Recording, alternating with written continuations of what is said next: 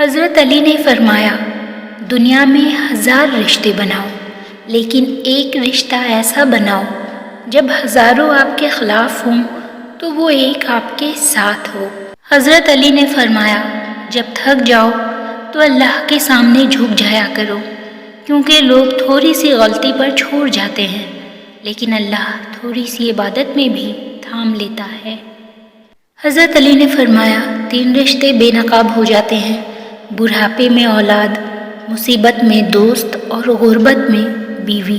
حضرت علی نے فرمایا، دنیا کا امیر شخص وہ ہے جس کے دوست مخلص ہوں۔ حضرت علی نے فرمایا، وہ جگہ چھوڑ دو جہاں تمہارے احساس اور تمہارے الفاظ کی قدر نہ ہو، پھر چاہے وہ کسی کا گھر ہو یا کسی کا دل۔ حضرت علی نے فرمایا، جب بھی تم چاہو کہ تمہاری دعا عرش تک پہنچے اور مستجاب ہو جائے تو پہلے اپنے والدین کے لیے دعا مانگو۔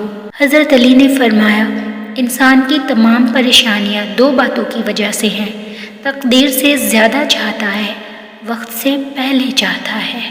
حضرت علی فرماتے ہیں، دنیا میں 1000 رشتے بناؤ لیکن ایک رشتہ ایسے بناؤ جب ہزاروں آپ کے خلاف ہوں تو وہ ایک آپ کے ساتھ ہو۔ حضرت علی نے فرمایا، اگر اللہ نے تمہارے دل میں کچھ ڈالا ہے اور تمہیں دعا مانگنے کی توفیق دی ہے تو یقین رکھو نصیب میں بھی وہی ڈالے گا۔ حضرت علی سے پوچھا گیا، کیسے پتہ چلے گا کون کتنا قیمتی ہے؟